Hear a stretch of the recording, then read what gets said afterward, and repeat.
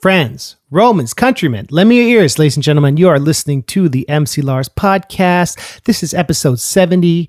It is December 30th, 2019. We got one more day left after today in the decade, and then it's the roaring 20s, bro. That is crazy. So this week, I want to give a shout out to the Patreon supporters who have made this episode possible. Shout out to some of the old ones, Matt, Diane, and Jennifer. And shout out to the new ones, Morgan, Jeff, and Johnny. I'm going to be on tour. I did 2 shows over the holidays, and I'm doing some shows in February with Schaefer the Dark Lord and the Double Clicks. I'm just going to run through real quick. The tour starts February 5th in Boston. Then we go to Brooklyn, Philly, Baltimore, Carborough, North Carolina, Orlando, Atlanta, Austin, Dallas, Oklahoma City, Kansas City, Minneapolis, Chicago, Cleveland, Ann Arbor, Columbus, Rochester. So nerdcoretour.com for dates. The Double Clicks are only on the last week, but it's going to be awesome. I'm calling it the Baby Yoda 2020 campaign trail. So be sure to check that out. And I want to talk a little bit about why I wanted to talk to Carl. So Carl's an interesting dude. He put out a lot of music. He put out Wesley Willis's stuff, Kool Keith. We've done a bunch of projects together. For a minute, he almost signed Grand Buffet. As you heard on a previous podcast, he signed Rappy McRapperson and put out his whole catalog. And Carl's one of those guys where, he was at my wedding. We stayed friends, where business and friendship connect. He's always been there for me. He's always been a good guy. And he's like an example of how you can meet good-hearted, wonderful people in the music industry, of which he is a part. So this is my interview with Carl Caprioglio. And it's kind of interesting that we're playing this around the holidays because he talks about how one of his biggest compilations had a David Bowie, Bing Crosby Christmas collaboration.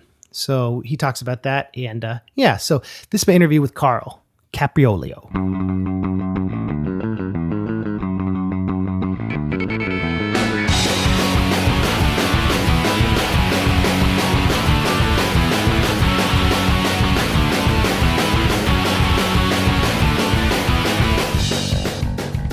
Ladies and gentlemen, I'm here with an old friend. Not that he's old, but our friendship is old.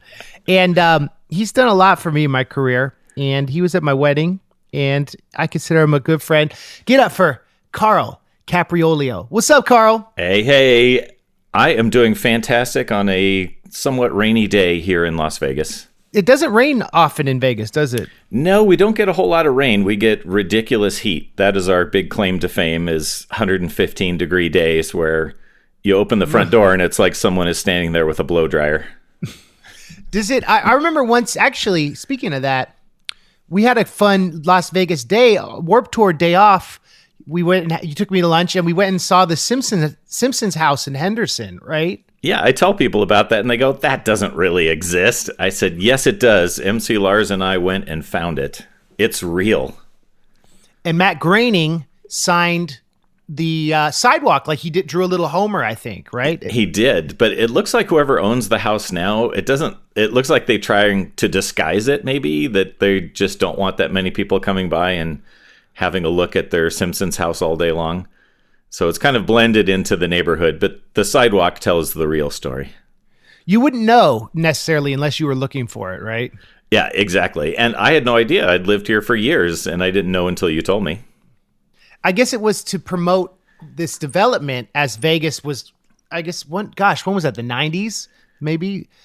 Or the early 2000s. Vegas was like, it's been a growing community for decades, hasn't it? Yeah, for sure. Everybody's expanding out to the west in a city called Summerlin, and to the south in a city called Henderson. So this was on the Henderson side of things. So you've been in Vegas, about a decade, or how long have you been out there? I was here kind of part-time back and forth. I had a little crash pad here in 2014, and then 2015 I was here full-time. So it's been about 4 years or so full-time.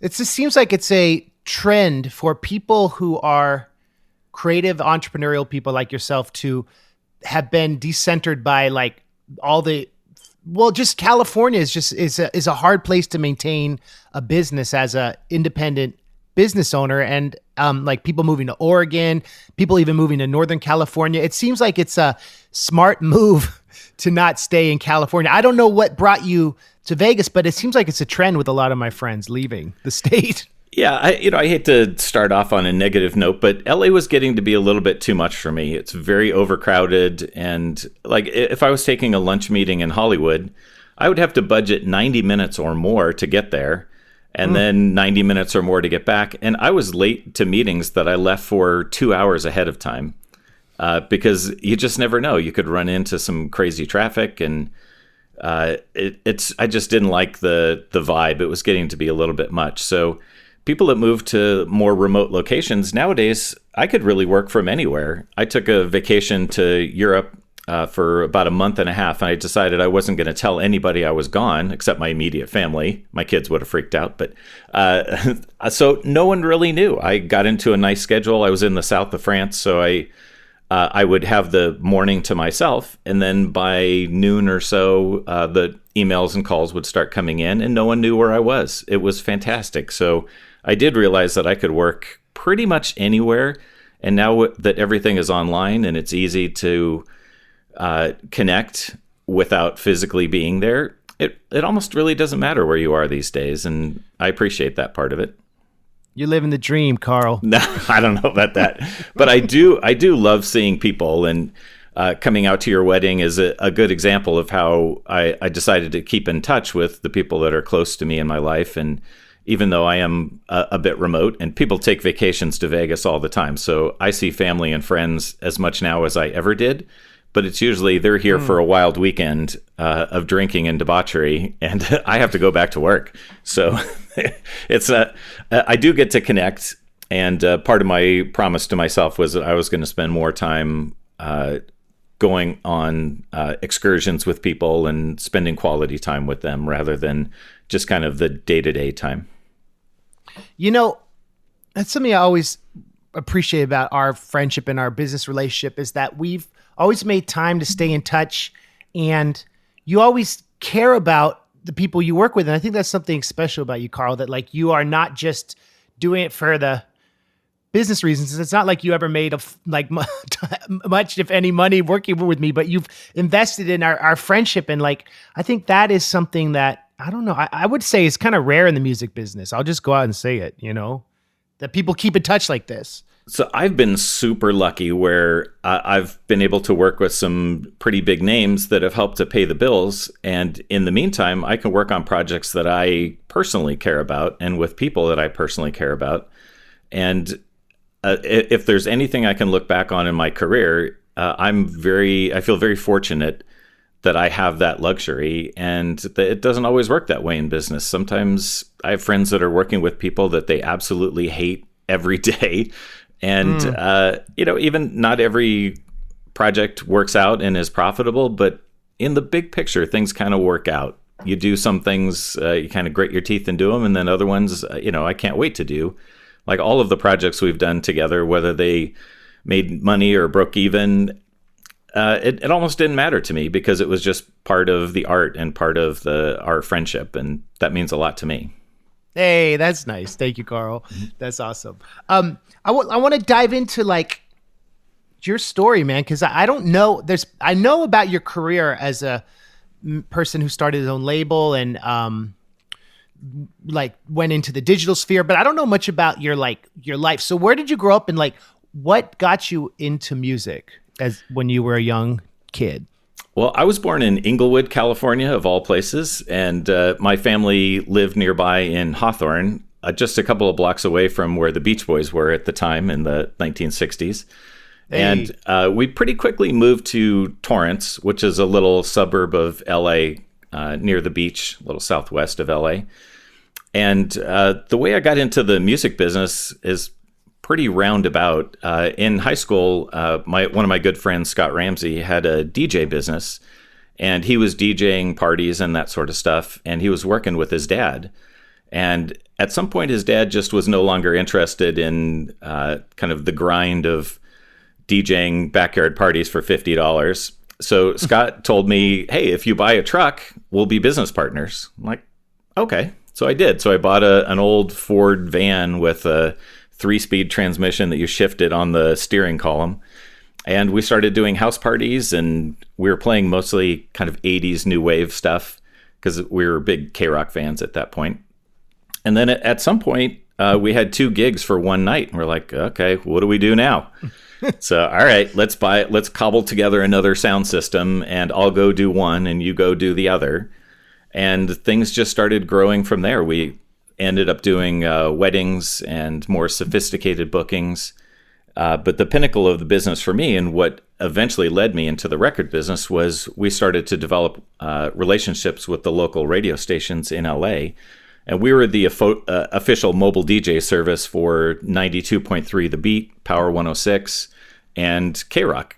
So if someone called K-Rock and said, we want Richard Blade or The Poor Man at our prom, the telephone operators would go, we don't do that, call these guys.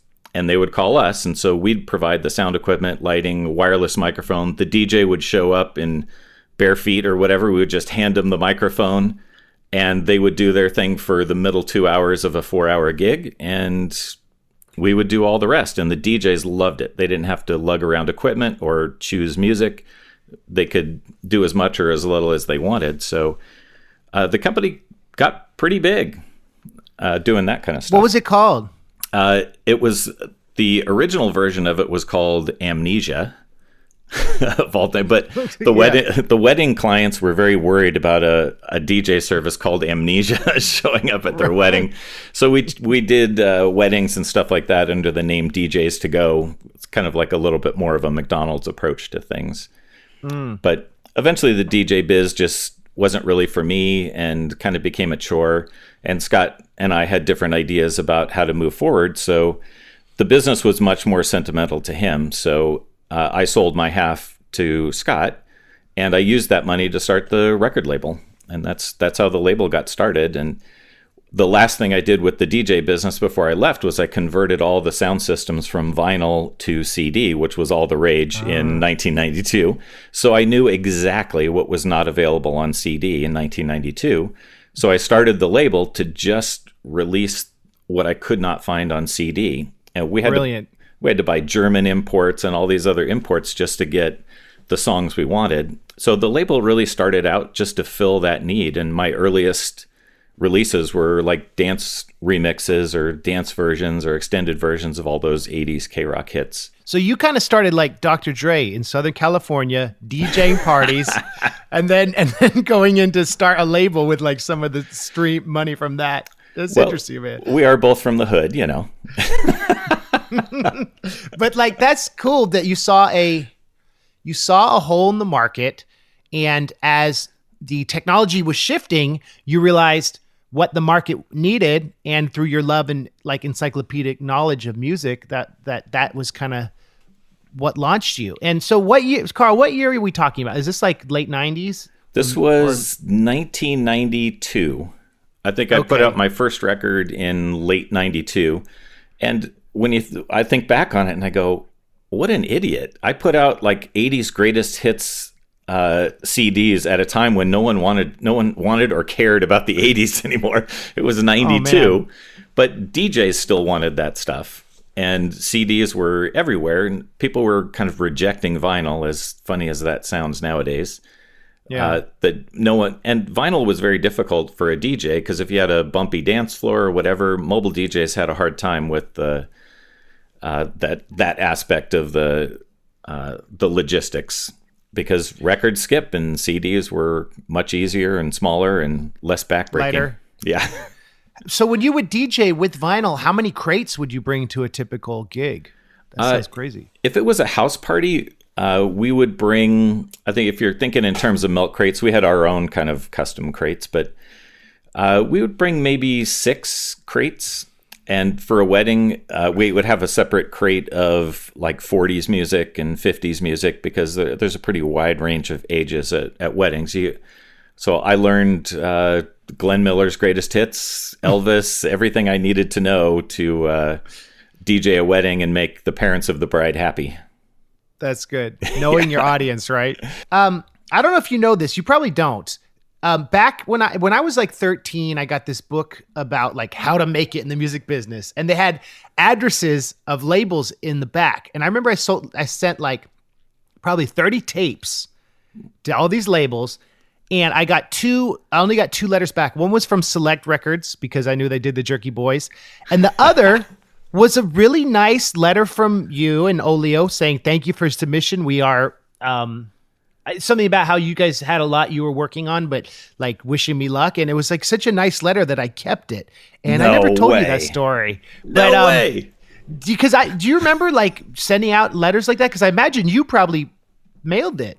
Yeah, that was probably me personally, because I felt like, and this is going to sound hokey or whatever, but anyone that took the time, especially back then, to write a letter, this is pre-internet, you couldn't bulk email a whole bunch of people, so I have a much harder time with that nowadays, but I felt like you took the time and this was something personal for you. And I remember reading stories of the rejection letters that actors and musicians would get that were just so mean, and these actors went on to great success and they mocked the people that turned them down. Right.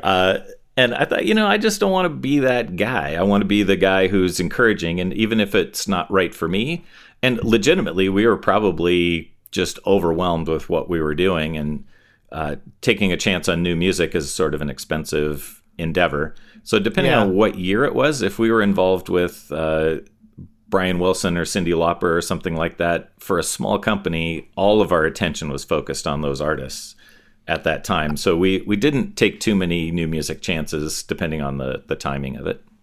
I would have, to be fair, I would have passed on my 13-year-old demos. It's interesting, Carl, because you probably heard tapes and you're like, oh, this artist has potential, but we can't invest in this right now, or maybe they just need more practice. Like, I'm sure you heard a lot of seeds of interesting stuff, and I'm sure you heard some really bad stuff too, and great stuff. I don't know. You heard the spectrum. Yeah, in the early days, we were getting more guitar band stuff than we were electronic. And nowadays, what I find is missing in these submissions that we get is, a guy's in his basement and he's working really hard on beats and he's trying to really make some special music, but there's a whole other element that they're not working on, which is the live performance. And the dream of being a DJ making $250,000 a night in Vegas it's one in a zillion. The more likely scenario is that you're going to be making okay money from your records and okay money from touring, and something will either happen to jump you up to the next level, or something will come along in your life, like kids or whatever, and you'll put it on the back burner. But you can't just stay in your basement making music. You have to get out there in front of people and see what works. And whether you're a DJ or you're making beats, or whether you're a rock band picking up guitars for the first time, some Guitar Hero stuff, I think you got to get out there. And that's my advice usually when I hear something that has some potential, but they haven't toured, they haven't been out in the real world to see what the world is like in the live scene. There's only really so much you can do as a smaller independent label. Like, even with big artists, it's a lot on the artist believing in themselves and putting in the work. And also, it's very hard to launch someone new who's not willing to put in the work, right? Absolutely. And YouTube has sort of distorted that a bit, where people feel like, oh, I don't really have to go out and tour. I can be successful just making a video on my own. And that's my new version of touring. And yes, it does happen. I've heard these crazy stories about these guys in some remote area of Alaska that are making a fortune off of YouTube videos, and touring for them is not practical. Right. So it does happen, but I think just in general, the feeling you get and the relationship you build with your audience in a live situation, it's very hard to duplicate that electronically. That's a good point. And let's talk about a man who toured a lot, who started doing home recordings, who we both are big fans of, who you worked with extensively, Wesley Willis. Like, how did you and he cross paths? Because that's amazing. Oh my God. Well, that was such a fun chapter in my life and in my career. I look back on it so fondly, but every band comes from a different source, and a surprisingly large number of artists that I've released came through my friend John Rosner. He's in the music publishing side of things, and music publishing, for those of you that don't know that are listening, the publisher represents the songwriter, as opposed to the record label that typically only represents the musical recording. So John was involved with a lot of people writing. I'm not sure how Wesley came to him, But John knew that I have a very quirky sense of humor, and I release comedy and comedy music, and I was am a huge Dr. Demento fan. So he said, you got to listen to this. And he was representing Wesley's Publishing at the time. And I am so glad that I had listened, and I'm so glad that I took a chance on John's recommendation. We had one hell of a joyride. We went everything from South by Southwest to K-Rock's Almost Acoustic Christmas. He played on the same stage as Alanis Morissette and Bush and Lenny Kravitz and No Doubt. It was unreal. It was just such a surreal experience, and I love Wesley. I loved him then. He's unfortunately passed away, but my memories of him are just the best. And he would play these giant shows with just his keyboard, right? Yeah. Or did he have his band? Yeah. No, this was not with the Fiasco, the Wesley Willis Fiasco. It was just him on his own. And I didn't release any Fiasco recordings. I liked them, but I kind of liked the purity of just what he did. And he played along to pre-programmed beats on his keyboard. And so there he is at the Universal Amphitheater on this massive stage at K-Rock Acoustic Christmas with just his keyboard and a microphone, and he presses a button that starts the pre-programmed beats, and there he goes. And then I'm backstage, and I'm just like, with the love, somewhere in between the love of being a parent and a record label guy, I go, Wesley, that was great. And he says, Carl Caprioglio, where's my check? That was as common of a greeting as hello. He thought you were like owed him money or something like that, or you were... I don't know. I think he thought it was funny. And I'll be perfectly honest with you. Wesley was much smarter than most people thought. He had a certain business sense, and I think he hid behind some of that sort of, I'll play naive. But I saw him come through with some very clever and astute business observations. So there was a lot more to Wesley than just the sort of public version of him. Interesting. And that to maintain a career like that and to be so prolific, he had a kind of a genius brilliance, and especially in his ability to remember and do the renderings of the landscapes, kind of a very interesting, talented guy. And a lot of people don't know, I don't think, who just hear his music, that he really was an amazing visual artist. And you have one of his pieces, right? In fact, he drew it for me at that particular K-Rock Acoustic Christmas. Wow. I had him sign it, and I don't think he understood what the difference between just printing your name. But anyway, he had printed his name on it for me. And I was telling a friend of mine that if there was a fire in my house, there's a few things that I would take.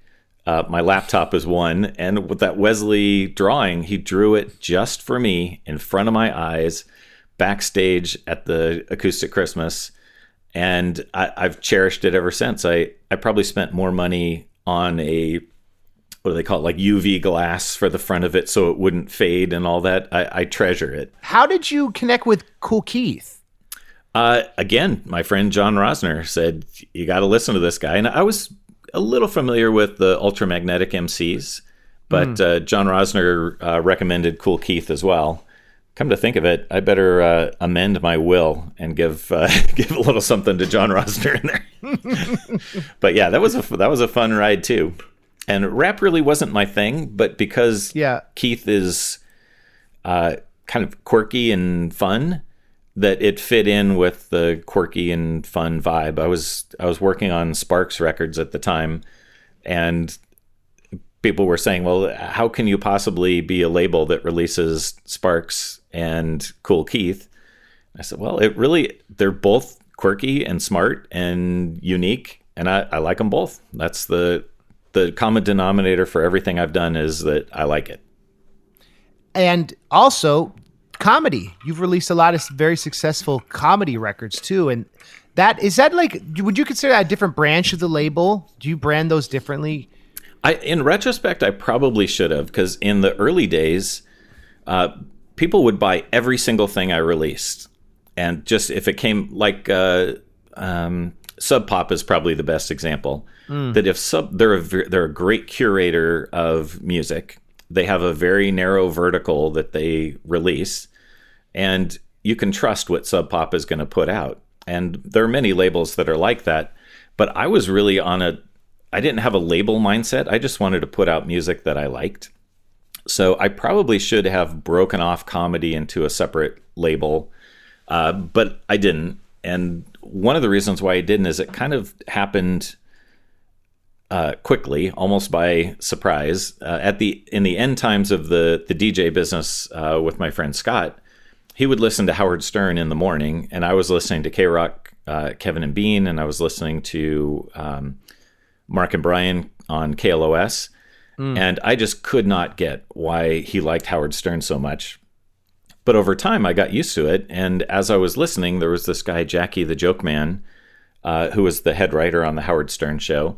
And he would, as part of his compensation, he would get a plug halfway through the show, like around 7:30 or so, and then at the end of the show, somewhere around 10 or 10:30.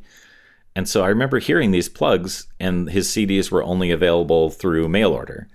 So one day I called him up and said, "Hey, I could get your CDs into Tower Records, and we're not going to get into Walmart because of the content, but I can get you into independent stores and all that." And he said, "Look, I get a call 3 times a week from someone who promises what they can do. What makes you different?" I said, "I'll see you next week. I'm getting on a plane."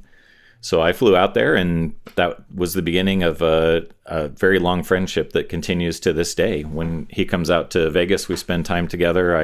I stay at his house in Manhattan and his house on Long Island when I go out to New York. And that was the beginning of comedy for me. Wow. And so you were kind of up and running because that's such a huge platform for him to plug the albums, right? I'm sure that those were huge successes.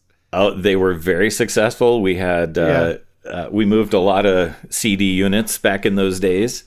Yeah. And it did open doors in other areas. I clearly remember trying to get through to somebody at Sony Music that was not returning my call for a licensing project. I wanted to re-release some old 80s albums on CD that they were not interested in. And I left a message with his assistant, and like 30 minutes later, he calls back and he goes, "You're Carl Oglio. Oh my God, that's so great. Tell me about Howard. Tell me about Jackie, blah, blah, blah." He didn't even want to talk about the licensing deal. He just wanted to talk about the Stern show because he was such a fan. Yeah. But we ended up doing business together, and I got the albums that I wanted. And the way I got the phone call returned, at least in this one case, was because this executive at Sony was just a huge Stern fan, and he recognized my name from the plugs at 7:30 and 10:30, which evolved from just being the mail order plugs to, Jackie's CDs are available nationwide on Oglio Records. So the name Oglio Records just got out there, and Howard had an audience of 20 million people each morning, 10 times the size of a David Letterman or a Jay Leno. That's a pretty big number. A large demographic of people. When Howard was on terrestrial radio, he would have 20-minute commercial breaks, literally 20 minutes, because there were commercials from his side and the local affiliate, and then he'd come back on. And I would listen to NPR in that 20 minutes and then switch back to Howard. I knew about how long his break was going to be. And I thought I was unusual in that, but it turned out when the ratings came out, a lot of people were switching between NPR and Howard Stern. And it made me realize that it's not just like crass men in their teens and 20s. It's also people that appreciate his sense of humor, yet are up on current events and are family people. So it's pretty eye-opening how wide his audience is. And still, right? The fact that he's still so popular on satellite radio. Yeah, even more so now. He has a certain level of credibility with the big stars. They come in and they say all sorts of things that they won't say anywhere else about their bedroom habits or whatever else. It's pretty amazing what he can get out of people. Putting out that record can help connect you with Dan Castellaneta eventually, right? That you had this credibility in the comedy world. It was through a mutual friend that we were connected, and he's of course best known as the voice of Homer Simpson and Grandpa Simpson, and Mayor Joe Quimby and all these other brilliant Simpsons characters. But he also had a bit of an acting career in front of the camera. But he had this urge to release music, and he was able to imitate all four of the Beatles perfectly. So he released an album called Tulips, which were sort of a joke on what he could do with his two lips. And it's essentially a Beatles-sounding album that he and his wife Deb recorded. And I thought it was great and fun, but I knew it was not going to be a huge commercial success. But an opportunity to work with someone of that stature and of that I love so much. I'm a huge Simpsons fan. I even watch to this day over the objections of girlfriends and even my kids who just don't understand. But I couldn't pass it up. So I ended up doing 2 albums with him, and we did book tours together, autograph signings in bookstores. That was more his demographic. And even today, I'm working on a television show that he's helping me out with. So lots of good stuff came out of these relationships, and you just never know. You never know where you're going to end up with these things. Would you say you have an album that's been the most commercially successful album, like SoundScan wise, or is that something you can't talk about? Oh no, I could talk about it. It falls into 2 categories. One, in the earlier days, we would put out these Christmas compilations, and I was able to track down the copyright owner of a David Bowie and Bing Crosby tune called Peace on Earth, Little Drummer Boy. And it was owned by someone other than a major record label, and I was able to find those people and license it. And I put it on an album called The Coolest Christmas. And I think we sold well into the hundreds of thousands on that one. So for an independent label, that was unbelievable. And then probably on the single artist side, George Lopez would be our best-selling comedy. And the story behind that is Jackie left the Stern Show, and it was like me losing the Beatles. I was crushed. Like, what am I going to do now? It was the biggest thing on the label. And Bob Merlis, who was a publicist with Warner Brothers at that time, said, you got to go see this guy, George Lopez. And at the time, he was a morning show DJ in LA and a stand-up comedian. But when I went to the show, I realized there was really something special there. And so the next day I drove to his manager's office with a contract. And he didn't have a TV show. He didn't have as much going on at the time. But man, that thing rocketed once he got his TV show. Sandra Bullock produced the TV show and essentially discovered George.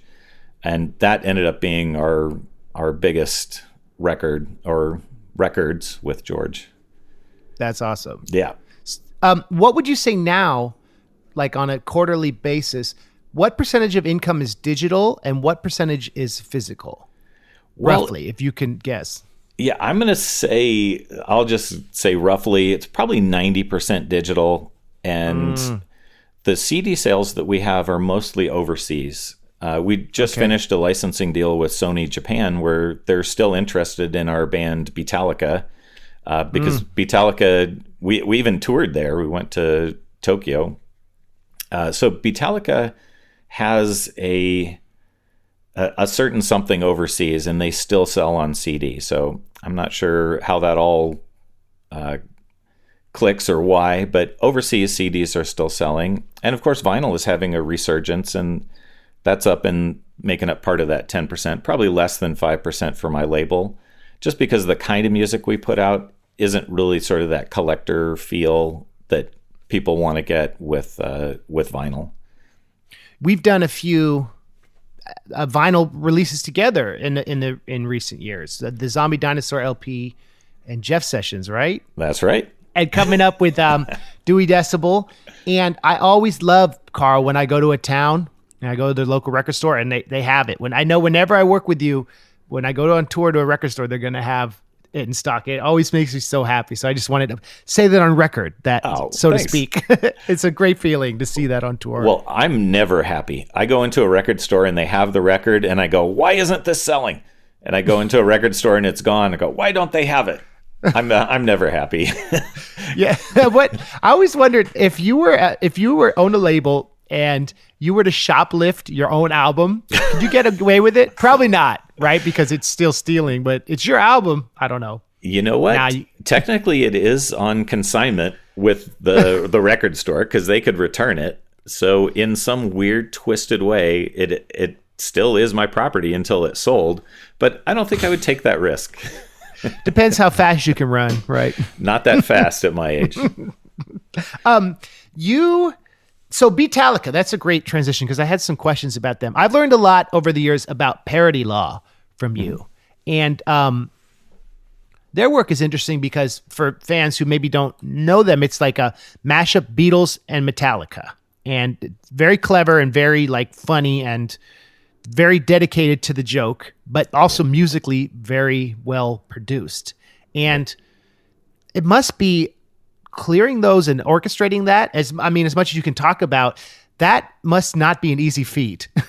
We could probably do an entire podcast just on parody law and the shenanigans that went on with some of these releases. But yeah, the definition of parody is actually very, very narrow. And what Beatallica does is not parody. So it's not considered fair use. And what we're doing is we're mashing together Beatles lyrics, Metallica lyrics, and the melodies from both and combining it into something new. And technically speaking, as I understand it, and I'm not a lawyer, but parody really is making fun of the song or the artist, or it's making fun of the work itself. And like, what's a good example? Weird Al. So he did a song called Eat It that was a not parody, but a joke on Beat It by Michael Jackson. And since it's not really making fun of the original work, he correctly went to the music publishers and said, I'm going to do this funny version of your song. May I have your permission? And some people would say yes, and some people would say no. But under parody law, it's considered fair use, so you don't even have to get permission. But in Weird Al's case, he built a career on going and getting permission so he could then use the tracks in video, which is a whole nother use. It's a whole nother subset called synchronization. So it's better to get permission. And with Beatallica, that's what we did. And that was very, very, very complicated and difficult because the most precious music publishing catalog, aside from yours, MC Lars, is the Beatles catalog. And we got hate mail from people that said that we fouled this beautiful music by, we got Metallica fans were mad, Beatles fans were mad, and we got a lot of calls like, how did you get away with this? And the only way we could was, number one, because Metallica was super cool about it. First, they sent a cease and desist and said, don't do this. But once the band kind of learned what we were all up to, in fact, that's how I found out about it. I read in the news about the cease and desist, and I contacted the band and I said, let's go legit. Let's try and get the proper permission.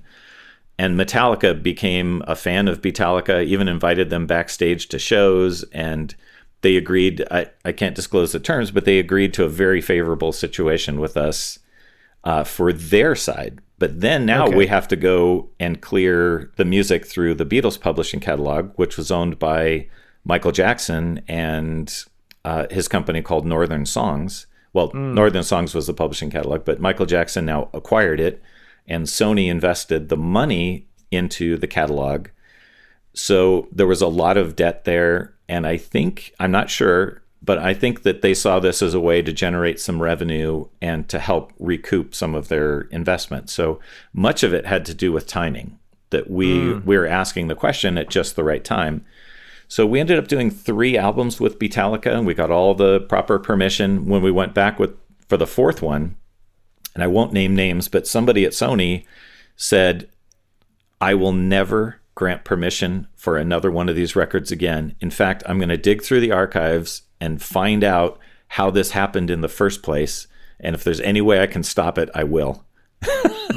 Oh my gosh, serious. Okay. So we had, everything was airtight, and we did everything above board. So we were just fine for the older albums, but definitely the new changing of the guard at Sony, we were out of the Beatles business. So you're capped at 3. It's 3, right? Well, we ended up doing an album called Masterful Mystery Tour that was as if, good. Yeah, everything. The band is so clever. I got to tell you, yeah. My experience with Beatallica really opened my eyes to how clever musicianship can be, and are really talented. These musicians are unbelievably skilled in their crafts. They're actually music instructors, and they study music, and the way they blended things together was masterful. But anyway, the last record that we did was more like if Metallica had recorded Beatles songs. So we weren't able to mash them together. And so that record wasn't quite as successful and not quite as satisfying for the band. So it's more like covers. Exactly, like Metallica covering the Beatles. So we had to stay true to a cover interpretation, which that is considered fair use. If you pay the statutory rate, which is set forth by law, you and I could cover a Beatles song or a Zeppelin song as long as we paid the proper rate and followed the proper procedures. That's considered fair use. And so going back to the parody thing, I remember reading that, for example, Weird Al's Achy Breaky Song, which is a parody of Achy Breaky Heart, which is lampooning how the song is so annoying and the commercialization of country. It's an actual parody as opposed to a funny version because he's commenting on the original. Is that right in my understanding that defines a legal fair use parody? Yeah, if I were a judge in that case, I would say that is a parody. That qualifies as a parody. But then the problem for Weird Al comes in. That's the parody laws apply to audio recordings. And again, I'm not a lawyer. This is just my understanding. So disclaimer. Right. But then what happens if he wants to go make a music video? That's a whole nother set of permissions. He has to go back to the same people, the music publisher, to get permission. And they're going to say no because it was adversarial to start with. It was recorded without permission.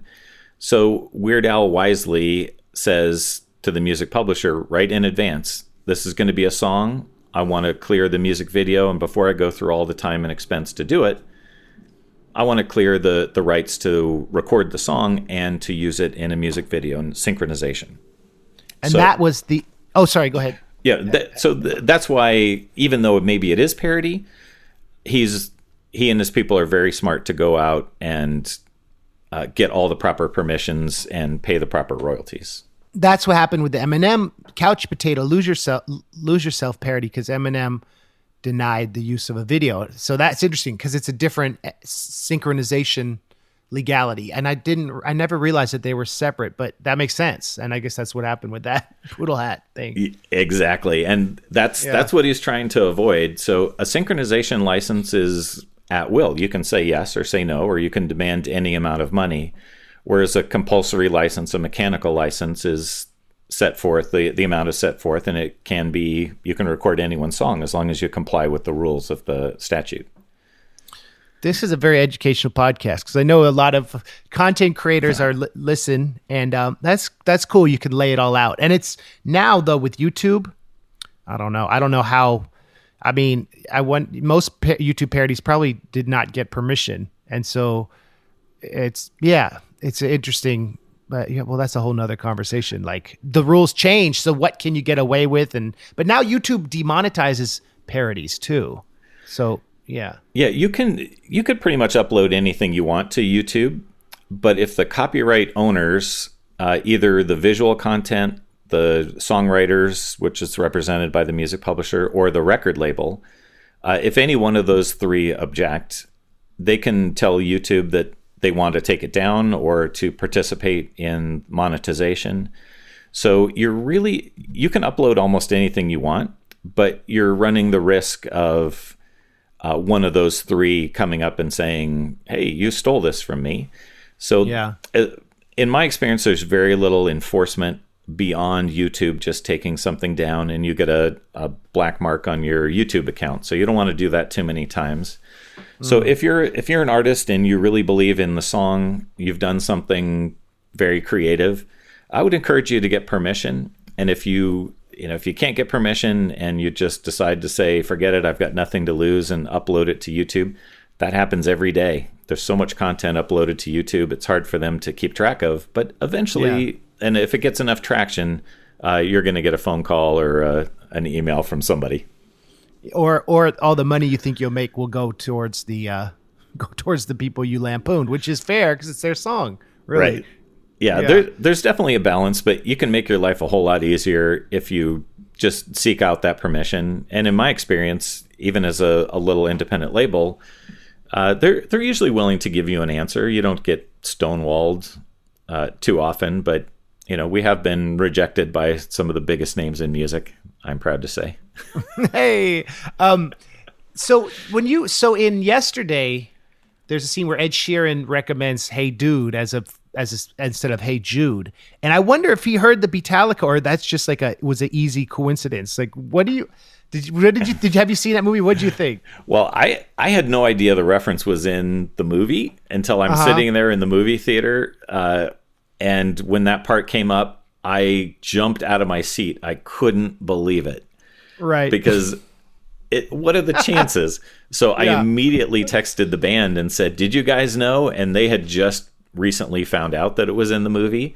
Okay. And they said there was some kind of a connection with someone involved in the film, but there was no compensation or anything like that. It was either somewhere between a happy coincidence and their awareness of Beatallica. That was one of the better known Beatallica songs as well. So I think that is a little bit of a wink and a nod to Beatallica. Since we're talking about content creation, we're talking about your forays into the entertainment business. If anyone's listening, young or old, entrepreneurs, people who work for other media companies, but want to have this entrepreneurial adventure like you've had, what advice might you give a younger person who wants to start a record label in 2019? Is there anything you would say to them? Well, to be perfectly blunt, there are much better business models these days than a record company because the revenue from streaming and all that is relatively small. So the way I think about it is my record label is like a copy machine. That a business needs a copy machine. It's a way to make digital or other copies, but it's not enough to build a business on. You don't want to build a business by running a copy machine. The new record label is about services, and each one of my artists needs something different. So, for example, you and I were working on vinyl together because that's something that you need. And I have other artists, Parry Gripp, our mutual friend. There are projects that I do with him. There are services I provide for him, including order fulfillment and shipping and that kind of stuff that he's not interested in doing on his own, but he handles much of his own digital distribution on his own. So I think the new record label is actually a service-based business where the label service part of it, the distribution part of it, is just one small aspect of it. So some of my artists prefer me to continue distributing for them, and we add on to it with other bits. And then some artists have, when the licenses expire, when the deals expire, they take their records back and they do that part on their own. And we work out other areas to work together. And so it's about service. It's not really about starting a record label in the traditional sense. If you want to be a businessman and work with creative people, the best way to do it is to find out what they need, what's missing. Many artists don't have the business focus. Just by their nature, they're artistic, and they have a drive to be an artist, which is very different than a drive for business. And my feeling is that can be provided by a third party if there's trust there. The entertainment world is filled with stories of managers, agents, accountants taking advantage of people. So for me, it's relationship based. So the advice that I would give to someone who's thinking about starting a record label is to think about it as a service, and the label is just one small part of it. It's the copy machine in your office. And the rest of it is about that relationship with your artist and providing services that they need. Interesting. And so along those lines, Carl, being able to be flexible is an asset, and being able to be nimble and small, like not having a giant staff, right? Like learning what to do on your own is probably very helpful to be a one-person operation, I would imagine. I don't know. Yeah, it definitely is. When we shot the video for Guitar Hero in my warehouse in Torrance, At that time, I had 2 warehouses, a lot of office space. I've had, not a ton of people working for me, but maybe at my peak, maybe 6 employees and then subcontractors on top of that. And much of it had to do with the physical part of the business, that we were moving around a lot of records. I had pallet jacks and a forklift, which, by the way, somewhere out there on the internet is pictures of me teaching Parry Gripp how to drive a forklift. So aside from the fun part of owning a forklift like that, I don't miss these giant warehouses. And in fact, if I can be a little sappy with you, I feel bad about the amount of plastic that I've put out into the world. And I hope to someday be able to find a way to correct that. But there are millions of discs, plastic boxes out there with my name on it, and that makes me feel bad. So I don't miss the warehouse. I don't miss the physical distribution part of it. Now I'm a 2-person operation. I have an assistant. I mostly work out of the house, but I hire subcontractors for artwork and publicity and other services that I don't really need a full-time person to work on. We just released a single from the band Smash Mouth, and it was just me and my assistant, and we hired out people to do the radio promotion. We hired out people to do the publicity and work it that way. So you don't really need to have the overhead of a big staff or a big warehouse to hold on to things these days. So it's the business certainly has changed, and it's more suitable for me at this particular age and this time in my life to be a little bit more independent and flexible that way. Where do you keep your physical stock? One of my 2 garages here is filled with Parry Gripp, space unicorns, plush mascots, and CDs. And when my artists go on tour, they don't keep a lot of stock themselves, and they'll say, hey, I need 120 CDs sent to Poughkeepsie, and I'll ship those out for them. So what I still hold on to these days is CDs for my actively touring artists, merch for artists like Parry, that sort of thing. There's just not a lot of deep catalog in there. But some people are still having, the urge to buy a CD, and from time to time, I'll get a call or a message through the website that they're looking for something. And if I still have it, I'll ship it out to them, sometimes for nothing, but not always. So you're doing Beatallica stuff to Japan. Do you manufacture it over there, or do you ship the crates internationally? How does that work? In the case of Beatallica with Sony Music, they actually manufacture there. But in most other situations, the volume is not economically viable. It just wouldn't make sense for them to ramp up physical production. Mm-hmm. So for those people, we export if we have the permission to do that. What is a typical day like for you? And maybe there's not a typical day, but I'm always curious, like how you spend your time as an entrepreneurial label owner. Well, no 2 days are the same, but just in general, I get a little exercise in the morning, and that gets me going. And by the time I get to my laptop and check my email, quite a bit has flowed in overnight. So I go through my emails to see what's important. I catch up a little bit on industry news, and then I work on new projects. I'm currently developing a TV show and a couple of other live projects. So I put my creative work in there when I feel like I'm not being overwhelmed with kind of the day-to-day catching up with email and banking and royalty statements and that kind of stuff. So it's a bit of a balance. During royalty statement time, it dominates everything I do for a week, and then I can get creative again. So no day is typical, but generally speaking, there's a bit of business in the morning, gets a little more creative in the middle of the day, and then at night I take care of the responses that are needed through email or contracts and that sort of thing. What do you do to maintain your love of music and comedy? Like, how do you not become so bogged down that it becomes routine and boring? Like, what do you do to be passionate about what you create, I think going out to live shows, it reminds me of what I really enjoy. And when I'm listening to iTunes or Spotify, and I'm hearing the music and replaying the music that I've enjoyed for so many years, I will sometimes find something new and exciting there. But really, it's going to events like South by Southwest. When I'm there and I'm in a live situation, I go, oh, yeah, this is why I like the music business. I forgot. Yeah. Because when you're stuck in your house or in your office, you sort of lose track of the magic, the real magic that is music. And it's a way to convey all sorts of emotions. It's a way to share your feelings with people. And it's something that even if you're not a creator, you can use music to find common ground with other people.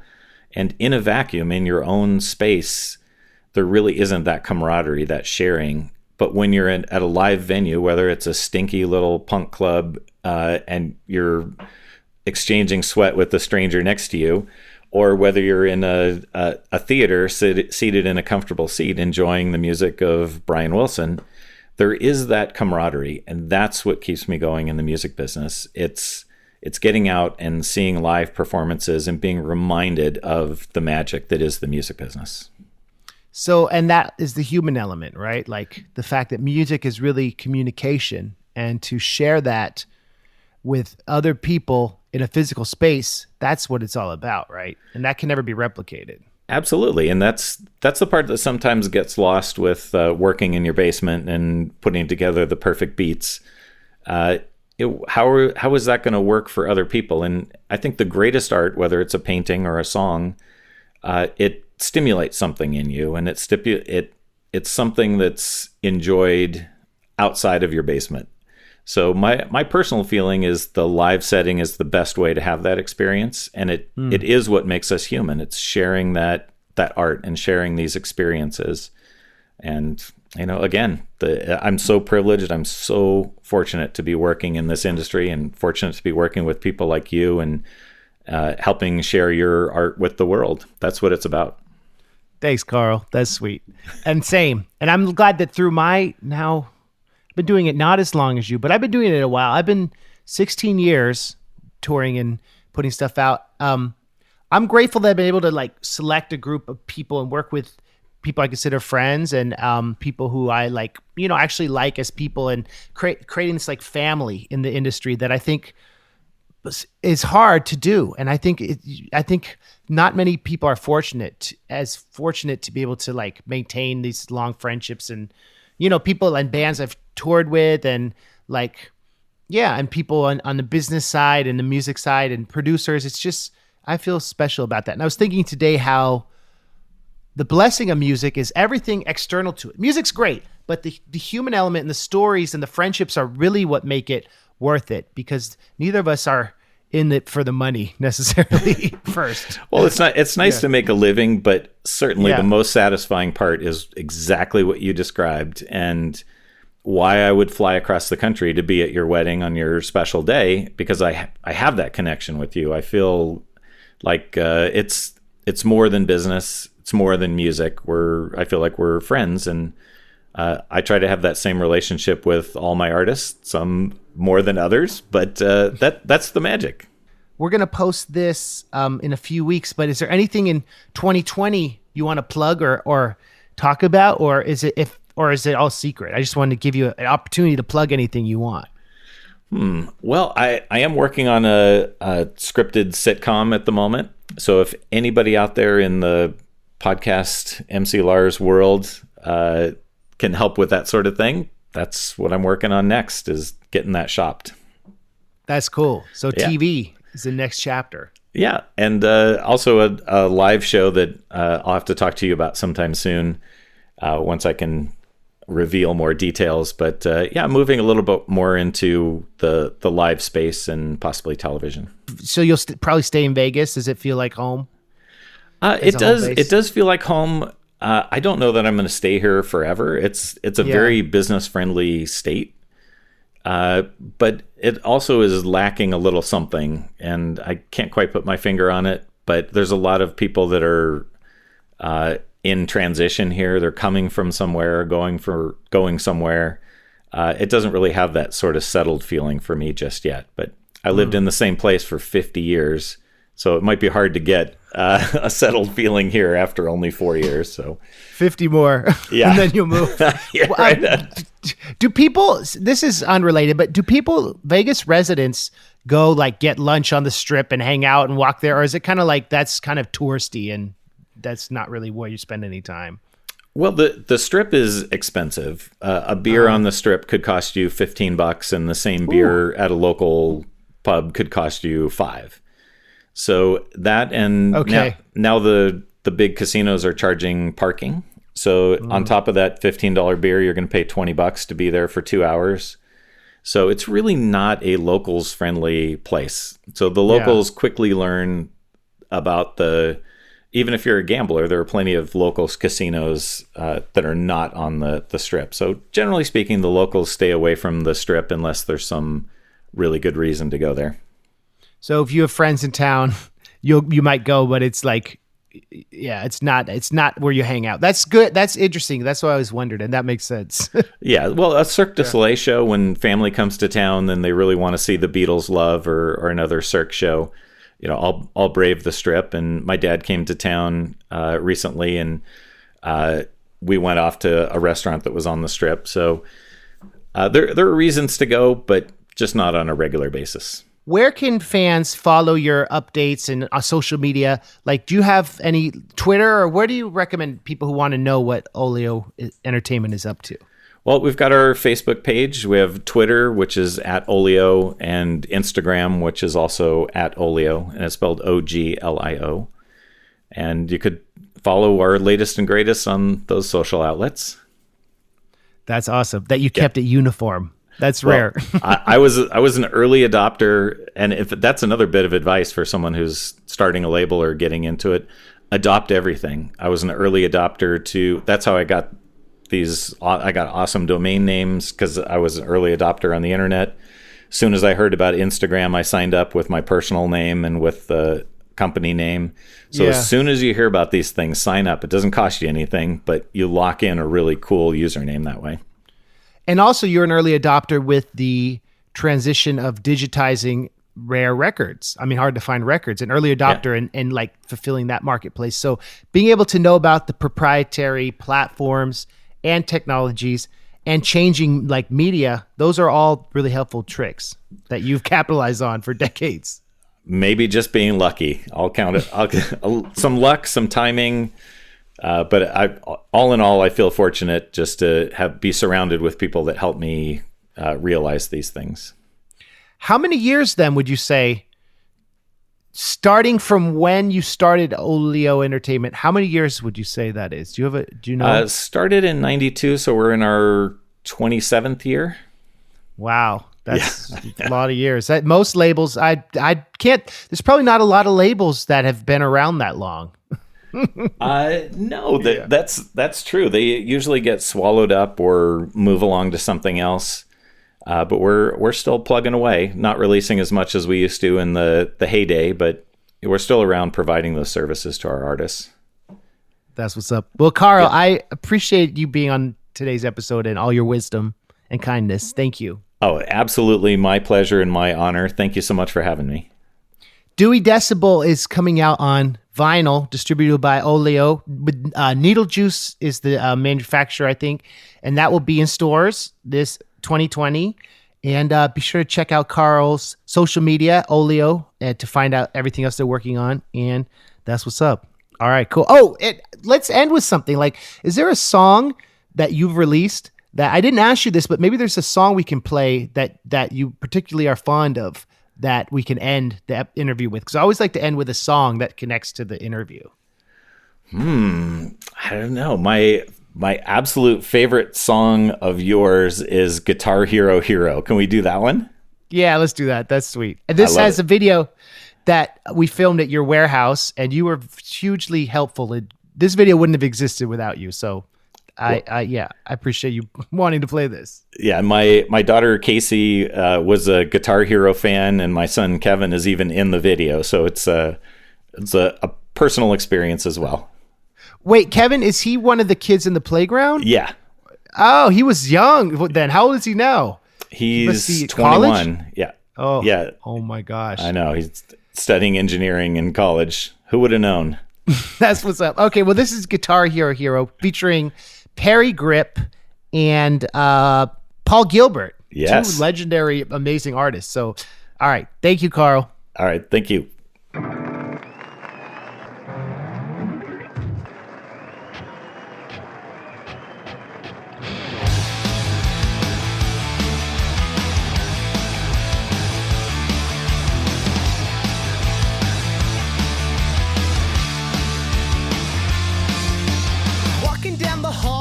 Fifth grader swoon, autograph line every day in homeroom. On the playground, all the kids like to point and whisper, check out his callus, guitar button blisters. I'm a fourth grade celebrity, plus the axe on my back and a Dragon Force team. My teachers know that I'm the man, a walking, talking 10-year-old brand. Pepsi offer me Mad G's to drink Sobe exclusively. Guitar Hero, it's my song, flip the switch and then it's on. I'm starting on my way and all my fans are in the stands. I wouldn't buy my parents, but they'll never understand. I've got a reputation for the levels that I beat. I'm a guitar hero. Hey, that's me.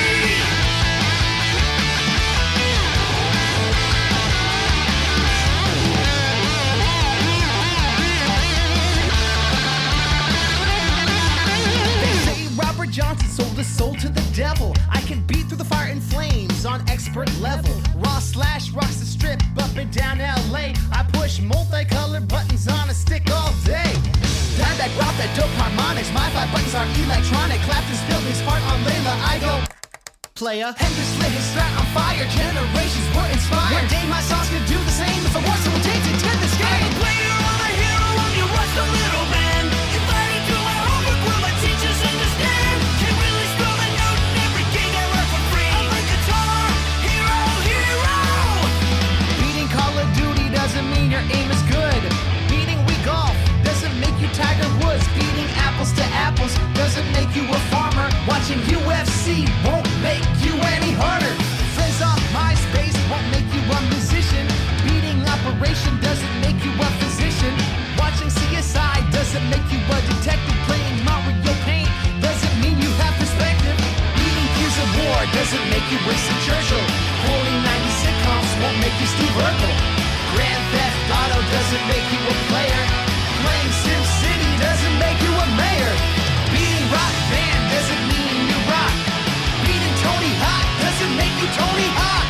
American Idol won't make you a star. Beating Guitar Hero doesn't mean you play guitar. Play me some guitar. Now play me some guitar. Play me some guitar. Paul Gilbert on guitar.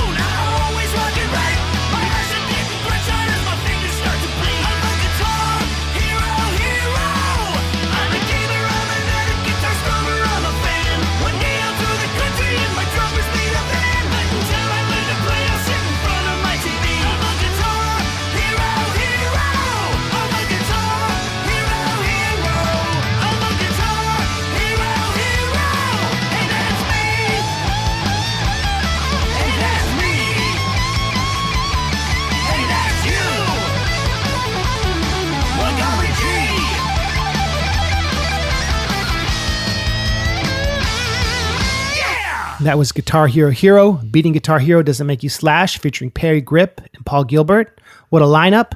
There's a music video for that song directed by my friend Sean Donnelly, who also did the Flow Like Poe and Ahab videos and did that show for Comedy Central, Jeff and Some Aliens, which is pretty dope. So check that out if you haven't. That video is ridiculous, but we had a lot of fun making it.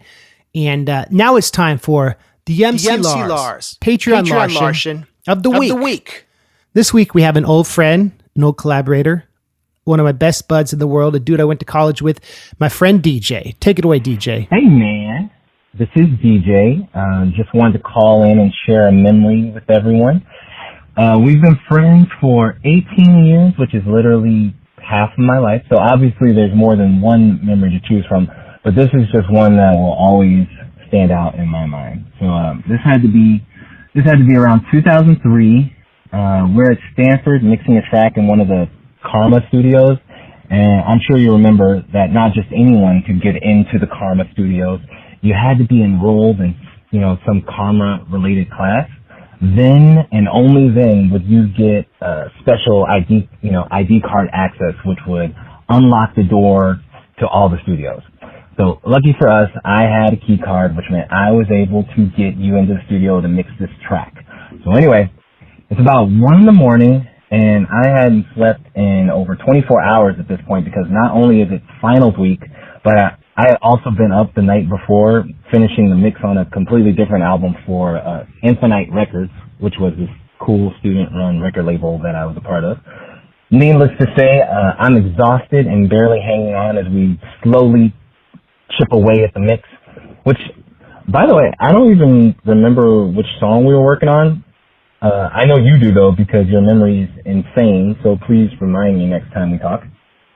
Anyway, at some point you say to me, hey, I'm going to go hit the restroom, take a whiz real quick, I'll be right back. No problem. You walk out, the door locks behind you, and I say to myself, this seems like a good time to lay down on the floor and close my eyes. Not going to fall asleep, just going to lay down on the floor and close my eyes. So I lay down on the floor, close my eyes, and the next thing I remember is you banging as loud as you possibly can on the door, which freaks me out. So I jump up and open the door and look at you like, hey, what's with all the aggressive knocking? I'm right here. The studio is like the size of a bedroom, so I think that a regular knock would have been sufficient. Well, as it turns out, I was wrong. You've been banging on the door for almost 30 minutes while I was completely unconscious on the floor of the studio. But the crazy thing is, I don't even remember you being mad at all. You were just so relieved to get back in that you didn't say much other than to let me know you had been locked out for a while. And then we went back to work and finished the track. But every time I think about that, it makes me laugh. And this is just one of several stories that involve me falling asleep at inopportune times. But I'll save those for another day. Well, my friend, it's been an incredible 18 years of friendship, full of memories. Thank you for all the memories. I'm looking forward to making many more. But anyway, I love you, buddy. Bye. I'll talk to you soon. Well, honestly, I was going to say, maybe there's okay, I'll tell one last memory. I remember the very first time I saw you freestyle, or I heard you freestyle. So, I didn't know that you were capable of doing it, and it was at the Coho at Stanford in probably, I don't know, it was pretty early. It's probably like 2001, 2002, something like that. Not too long after, meeting you. And we were doing a show, but then there was like a part of the show where you're like, I'm going to freestyle. So I just sat off to the side so I could watch. And, you spit some rhyme about running around Lake Log. I don't even know what it was, but like the audience erupted and I was just blown away. I was like, oh my God, this guy, I had no idea you could do it. And ever since then, you've never ceased to amaze me with your ability to like come up with rhymes off the top of your head, which is one of the most I think that is a very difficult skill to master. So hats off to you, my friend. That's another great memory. So anyway, love you, and I will talk to you later. All right, bye. I remember that, DJ, and I remember how you can fall asleep in the most surprising situations, like rehearsal in Australia with a full band in the rehearsal studio, just lying on the ground, going to sleep. It's like a superpower you have. So thank you, DJ. I know you have a million MC Lars shirts, but I'm going to send you another one. And thank you for calling in. This episode has been very cool.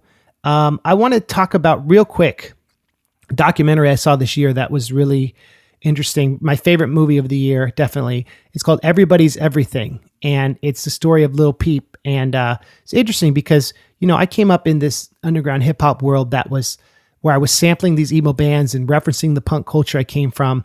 And here it is 20 years later almost, the young generation growing up on that just as much and having this like emo punk influence in the SoundCloud rap. Lil Peep, his story's super tragic, how, for those of you who don't know, he overdosed on his tour bus in Arizona and died right when everything was about to blow up. But it's a great documentary and I really recommend it. Everybody's Everything. I saw it on Amazon and and it came out with an album of posthumous stuff that they finished or stuff he'd almost worked on. It was produced by Terrence Malick, who is a famous director. Anyway, check that out. I wanted to recommend that. Next week, we have an interview with my sister, Sarah Nielsen, talking about some old school stories.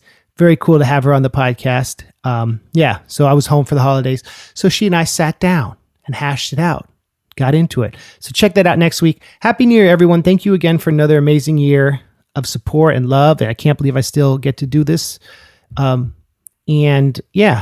New Year, everyone. Nerdcoretour.com for the tour dates, patreon.com/MCLars to sign up and become a supporter, and lots of new music coming out next year.